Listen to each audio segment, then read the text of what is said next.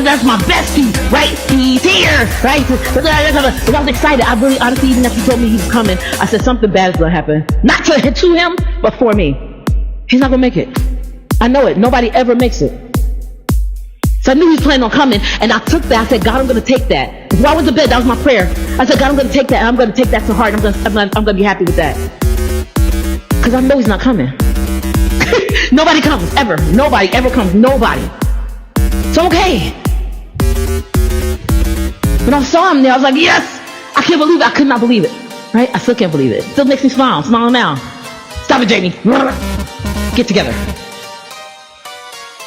And so because of that, I walked in a room sort of ebbing a little bit, kind of because of the conversation we had that day before, right? And then when I saw him, I was immediately flowing, right? It was like, they're great. Me and Tony Tiger was there. He's great.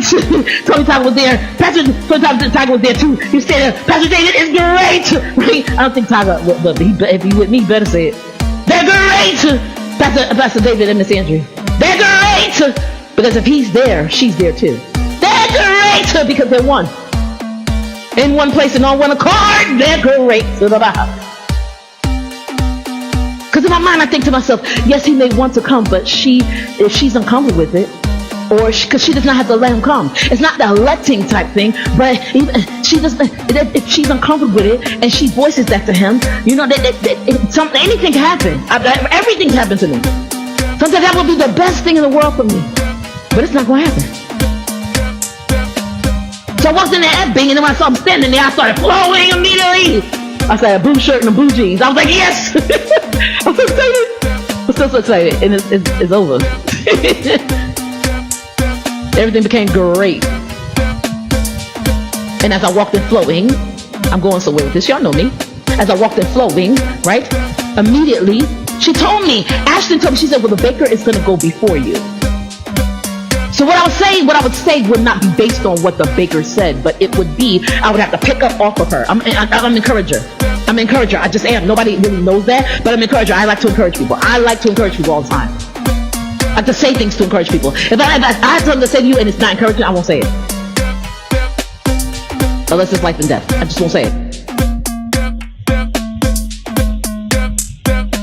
So I said, I had to go off of what the baker said, right? And I played off of her.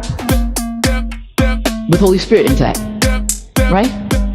Because when I came in, I was ebbing a little bit until from the pastor, then I started flowing, right? And I was flowing because he was there, I was so happy, right? But then everybody started piling the room, and I started filling the room out, and there were bankers there, but also church folk there. And honestly, they were flowing because they were happy to be there, and most of them that were there for me were happy to see me there, but also at the same time, they were getting sleepy because it was early.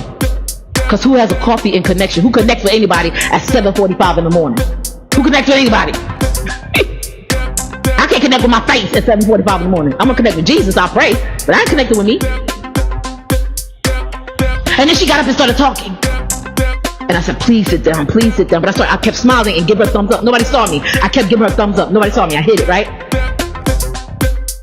I just kept giving her a thumbs up, giving her a thumbs up. Saying, you're doing good, because she was shaking. You could see, I've been speaking for a while, over 20 years. The girl was shaking. Over 30 years. She was shaking. I could hear it. Her voice. And so I had to encourage her so that way I wouldn't have so much to play off of, right? And then I encouraged her, right, when I started speaking, right? I spoke directly to her, but I had to use the Holy Spirit, right, so I could flow with her, right? Flow with him, flow with her, right? I had to bring it all together, right? Because at the end of the day, when people think about Coffee Connections that day, I want them to remember that not Jamie came in, not the baker came in, right? The butcher, the baker, the candlestick maker, right? I want them to remember nobody came in but Holy Spirit. I don't even want to remember my painting. It's not about that. My paintings were that y'all think my paintings the thing that I had to do at Coffee Connections was a ticket into for them to see my paintings. I didn't even price those things correctly. And the gallery did the sheet. I wasn't part of that. But those paintings were a way for me to speak to the banking community. And more importantly, I believe, in front of my pastor. Because I'll never get to encourage him. This is why it was important. I will never, ever, ever get to encourage him. So this is my opportunity. My opportunity to serve my pastors who continually serve us, who get down and wash our feet every single week. It's crazy.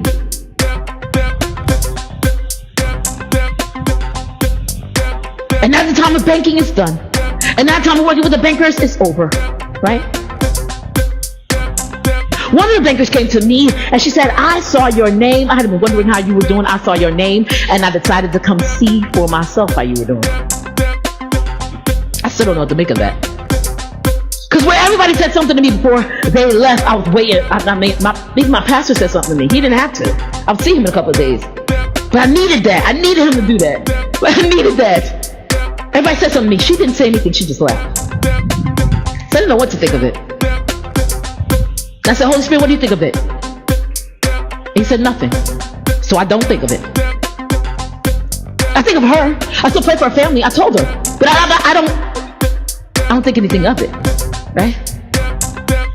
Sometimes we reach them, sometimes we don't, right? We are there to plant, water, but God does the increase. At the end of the day, I'm not responsible for anything that comes from me anyway, right? I was there to bring everybody together. I was there to mix it up and then bring everybody together. I was there to mix it up, mix the scene up, right? Because I said, when I first saw that, I said, baker, right? I saw it a month before. I said, I'm speaking alongside a baker. How do I combine with a baker? How do I combine notes, right? To make music notes with a baker, right? It's that we don't do the same thing, right? It's like me making music notes with a garbage man. I cannot do it. Poetry, I can do. Definitely. We can do spoken word together. But I cannot do making music notes with a baker. What about that's a baker? She's smart. She can make cakes. Everybody want to talk to her. They're going to listen to her, not me, because she is cake. That's what they're going to think. Sweet cake. They're going to think cake when they see her. Cake, cake, cake, cake, cake. They're not going to listen to me after she gets up. She's a cake maker.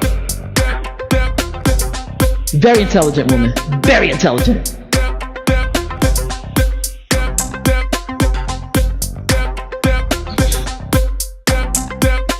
But before I got up and I started flowing, right? And honestly, I said, at the end of the day, I'm looking about. I was focused on one person in that room, and he was wearing blue and blue jeans. I spoke to everybody, but I was focused on one person. Because at the end of the day, that was my opportunity to serve. 1,000 years may go by and I may never get that opportunity again. That was my opportunity to serve. You may never hear me speak again. That was my opportunity to serve. And so you take every adventure, every single thing that you do and make the best of it and make the most of it. Because here's the thing, the gallery knew that not a lot of people would come. They didn't give me flyers for the Coffee and Connection. They didn't give me flyers at all. They make flyers. Last time they made flyers for me. They didn't make flyers this time. Because they knew a lot of people wouldn't come. Plus, well, they're not going to advertise the Chamber of Commerce. The gallery's not going to advertise the Chamber of Commerce. They're going to advertise themselves. Right? I'm with that. And whatever they want to do, I'm with that. They support me, so I'm okay. The me being over there, that was my first solo show. It's like them sending me out on my own. And yes, because they're across the street, not really. So when anything happened, they called Mr. Chris. When something fell off the wall, they called Mr. Chris. And I mean, it's my first time doing clay, so things were just falling off the wall. Every day, they called Mr. Chris, Mr. Chris, Mr. Chris.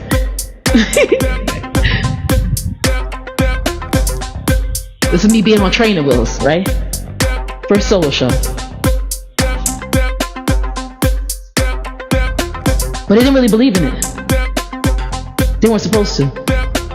At the end of the day, if they had sent out flyers and they had recruited people to come, right? I talked to people about coming, and if I had a whole bunch of people came as a result of what I had said, right? Miss Cindy told me she was coming. She said, Jamie, did you sign up? Because I had to sign up. I said, what? She said, you signed up for the Coffee Connections? I said, what? I was so shocked that she signed up. I was like, I call her the Tri-State Barbie. Because she's so beautiful. All her daughters, they're so beautiful. Everybody in my church is beautiful. But she's like stunning. Like, she's like gorgeous, right? So I was like, Barbie is coming. And I got Pastor Keysecker, who's the nicest, kindest man in the world. You can't make Pastor Keysecker mad. Ever. You cannot do it. Pastor David is just a genius. We don't even talk about him. And Jess, that's just my home skillet, my home girl. She's supposed to be working. She had a lot of work to do, and she left work early just to come, or went to work early, put her stuff in the office, and then came just to see me. I actually wanted to come, but Lily was really sick. People that loved me were there. And now I know people that loved me weren't there as well. There are people that loved me that could not come. Either way, no flyers, no advertisements, no billboards, no billboards. Because sometimes when we get inside when they get with Kanye West and all of them, I use Kanye West because he's a big figure out there, right? He has millions of followers and everything like that. And he's talented, right? So I use Kanye West like that, right? But when you think about people like Kanye West and Rihanna and all these people, Beyonce, they don't know day to day who is coming to see them. So they can't appreciate it. I will never forget my pastor sitting there, ever. I got the opportunity, I think, twice to glance at him. But when I speak, I don't look at people. But I kept him in my mind's eye. I lean on him. I lean.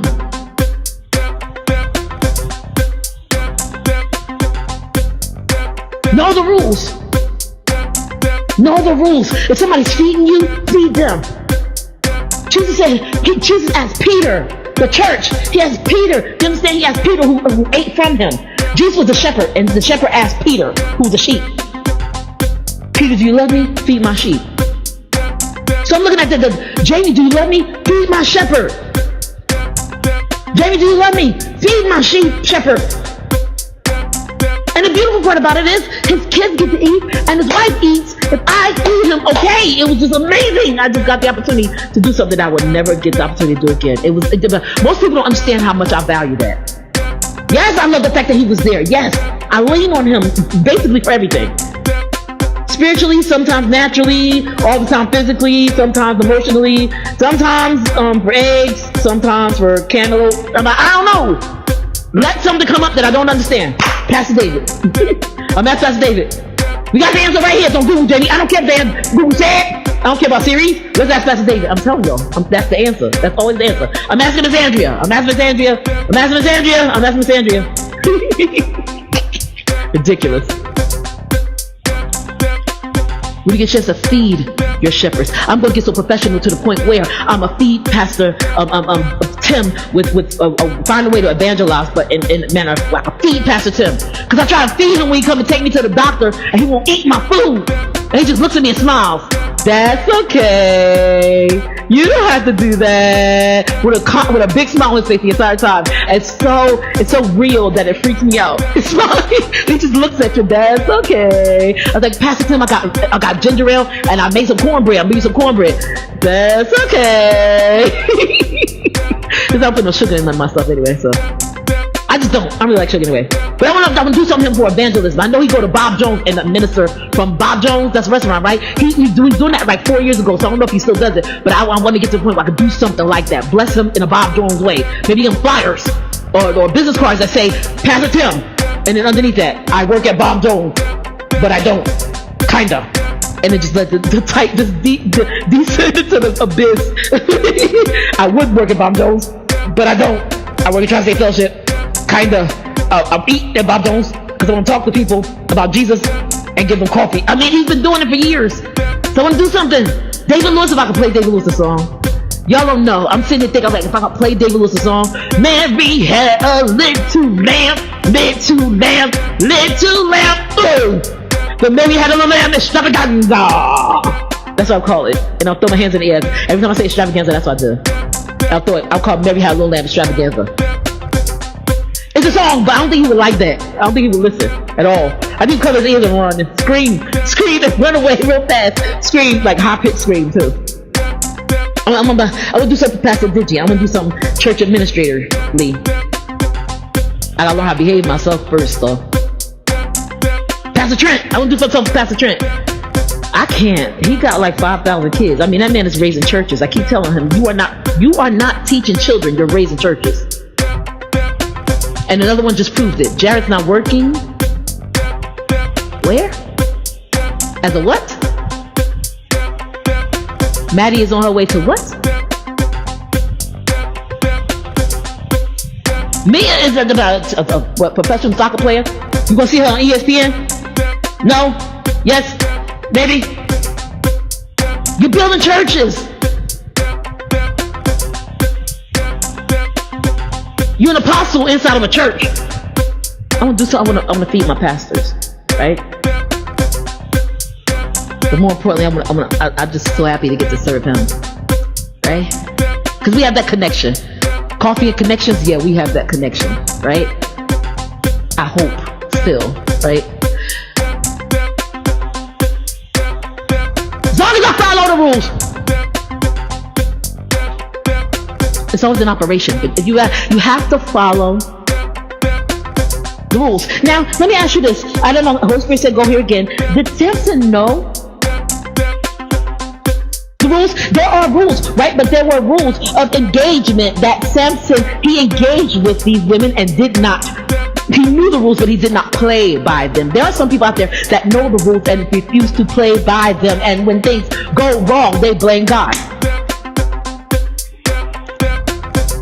I said, who said what the who now?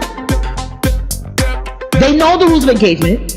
They will not play by the rules, and when they do, they lose the game, or they are kicked out of the game and are not allowed to play, they blame God. I'm not being accepted for my gender. That's what's going on. That's why I can't mow my lawn, because the landlord doesn't accept me for my gender. I'm sorry, I have to highlight it because it's just so stupid. Anytime you blame God, I'm gonna attack you. I'm sorry. I love you, but I'm gonna attack your theory. It doesn't make sense. There's no time that I could ever say I blame God. And I've been through a lot of a little bit of stuff. And if I can't blame God, definitely you and your face can't blame God. And I'm bugging, but let's slow down for a second. Think with me, right? With all the stuff that I've been through, I want to give them a list, to start listing them, right? I should not be alive. I'm decapitated. I told my Chamber of Commerce, I'm decapitated. Kirk was like, yeah. They call Chiari malformation. I'm decapitated. My head is separated from my spine, and yet I'm still alive. Do I blame God? I started to look towards heaven and ask God, and I said, God, I am a little curious, right? I know I'll find out eventually if you want me to, but up to this point, you kept it to a hush-hush, so I'll find out eventually if you want me to, but I am a little curious as to why I ended up with those two and not those two. I mean, somebody like those two. Literally, I'm confused. Did I ask him? No. Because just because you have a question doesn't mean you want the answer. Okay, God, thank you for listening. Bye. Because I got a question. I got some questions. I have a follow-up question too. The other question I got some follow-up questions. As a matter of fact, I got a list of follow-up questions. But do I want the answer? Because at the end of the day, right, when you whittle everything down and you chisel everything down to a point, what is the point? The point is the cross. The point is the cross. What I wanted to be able to talk to them completely about, but I could do was a salvation call. What did it do? Altar call. I couldn't do altar call at the Chamber of Commerce. They might not have liked that too much, because it's a chamber and they be commercing. That room, when I take that stuff down, I'm gonna run out of there like fire. That place is cold. Holy Spirit said, heat it up. I said, okay. So I'm gonna take my stuff down, and when I take my stuff down this week, that place is going to be cold again, and it makes me sad. That place. It's like Project Runway. When people make something and they use the wrong colors, it feels sad. Greta told me last night on the phone. Greta said, "I love how you just remember colors." I told her, I was like, "Yes, I remember the mauve right there that you're holding up in front of me, because you wore that mauve lipstick last month. You wore it 6 weeks ago with your green dress and white top." She said, "I love how you remember colors." I said, "I'm a color stalker. I will tell you what you were wearing." Pastor David I'll tell you what he was wearing at my first therapy session. He was wearing that brown pullover, and so it's wintertime. He was wearing that brown pullover and blue jeans and the brown shoes. They look kind of like loafers, but they're not really girl loafers. They're like boy loafers. So they have like a white threading to the shoe. There was a nick on the inside of his jeans. Right leg. I don't forget.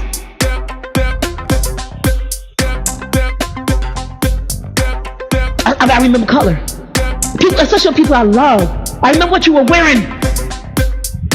First time I talked to Miss Andrea, I could tell you what she was wearing. That black dress. It had some sort of designs on it, right? But it was cool, and she made it look cool because it was real cool and low key, right? Because of the fact that she had black boots with it. So it was the dress that you could make look real fancy. Because she cool though, she put boots on with it. I was like, I like her. She's very cool. That's something a cool person would do. But if you're not careful, you can take the same colors, right? Put it on the runway, right? And if you don't dress them up properly, you will make it look sad. I don't like wearing that. That's why even in the wintertime, I wear bright colors. I don't wear Caribbean style. Some people wear Caribbean style stuff, and I mean that's just a little overboard. Like some colors are really out of season, so you should lay that down. Like lay that down. Don't lay down your salvation, but lay down them colors, right? For a moment. Do not be wearing high pink / fuchsia in the wintertime, unless you got something to cut it up with. And now when I say cut it up, I mean you gotta need a scarf or something to cut it up. You gotta slice it up somehow. Because oddly enough, nobody knows this about me, but certain colors, right? Just like they highlight and they pull my emotions up, they also make me nauseous when they're put together wrong. I don't say anything to people. I just won't look at you. So I don't like you, it's just I can't. Because there are rules and you are not following them. If I do a painting and I put the wrong colors on it, I have washed canvas before. I've washed it in the bathtub. I'm telling you, I've done it. More on Tango Court than I have recently. I'll wash a canvas in a minute. I don't want any hue that, because once you put paint on a canvas, that hue is still there in those threads. Even if you get rid of it. If you paint white over it, that will not work. You have to get rid of it immediately and completely, or you throw it in the garbage. So I have washed canvas because can't nobody afford to keep buying canvas over and over again. Because my own canvas made me want to vomit. This is what happens when we don't follow the rules. God set up rules for a reason, and yet Samson knew the rules. He knew them, and he refused to follow the rules. He refused to follow them. Here's the thing. There was an addiction. Was it a sex addiction? No. Was it a Philistine addiction? Absolutely not. Samson had an addiction to playing dozens. Is that's the right way to say it? He had an addiction, had a gambling addiction. That's the best way to say it.